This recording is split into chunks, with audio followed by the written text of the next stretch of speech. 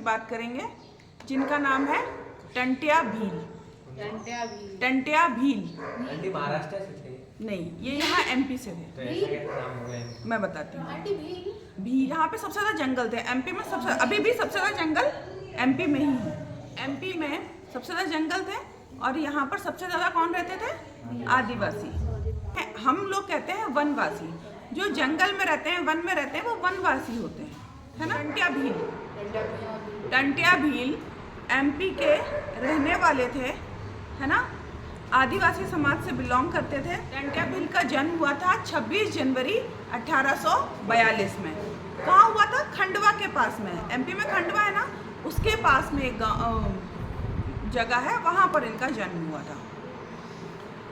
क्या होता था, देखो वैसे भी देश में अंग्रेज़ों का शासन था, बहुत परेशान कर रहे थे।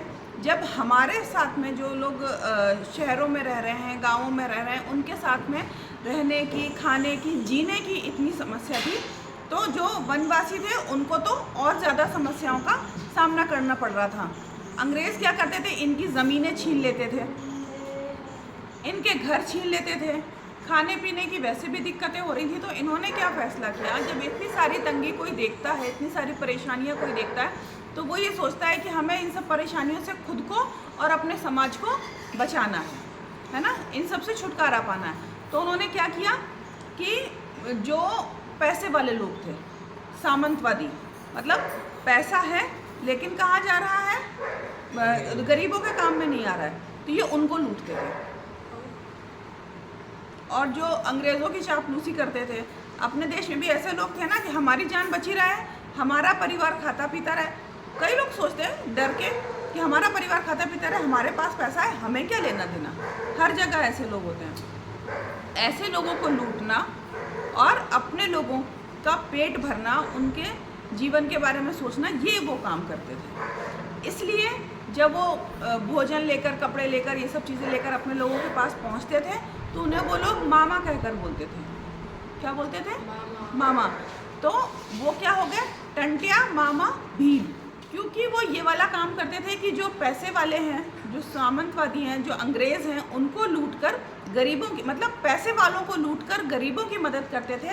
न्यूयॉर्क टाइम्स में एक बार न्यूज़ आई थी कि उनको इंडियन रॉबिन हुड के नाम से जाना जाता है। तब से वो इंडियन रॉबिन हुड हो गए थे। रॉबिन हुड, इंडिया के रॉबिन हुड। हाँ हाँ, ठीक है। और एक और बात की ना, वो कौन थे? संविधान किसने लिखा? डॉक्टर भीमराव अंबेडकर की माँ उनको रात में सोते समय इनके बारे में बताती थी, टंट्या भील के बारे में। इनका जन्म कब, वो इनसे बहुत इंस्पायर थे। इनकी जो कहानियाँ थी ना कि ये इन्होंने इतने अच्छे अच्छे काम किए, जो गरीब लोग हैं उनकी ऐसे मदद करी, जो जिन लोगों को ये पकड़ के लाते थे या जिन्हें लूटने जाते थे, जिनको सज़ा देनी होती थी, क्या सज़ा देते थे? नाक काट देते थे, कान काट देते थे या हाथ काट देते थे, ठीक है। तो ये इनकी कहानी से इतने इंस्पायर्ड थे डॉक्टर भीमराव अंबेडकर की, जब अपना संविधान लागू हुआ, कौन से दिन? 26 जनवरी, और इनका जन्मदिन 26 जनवरी, उसी दिन लागू हुआ था। ये इतने इंस्पायर्ड थे टंट्या भील से, उनकी कहानियाँ सुन सुनकर वो बड़े हुए थे, तो उन्हें ये बहुत पसंद थे। बचपन से ही इनको तीर चलाना, भाले चलाना आने लगा था, सीखने लगे थे ये, ठीक है। तो ये इन सब में माहिर थे, डरते नहीं थे, बहुत वीर थे, इसलिए ये इतने लोगों के चहीते हो गए। लड़ना है किसी से तो पहले अपने आप को ताकतवर बनाना पड़ेगा, ठीक है। फिर लोगों ने मुखबरी करी और इनको अंग्रेज़ों के हवाले कर दिया।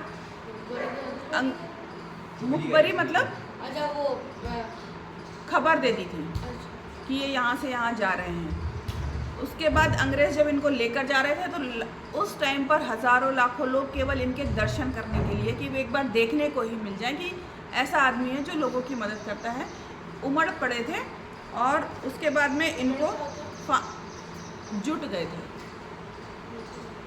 इकट्ठा हो गए थे। इसके बाद जबलपुर में 4 दिसंबर 1889 को इनको मृत्युदंड मिला और फांसी की सजा सुना दी गई।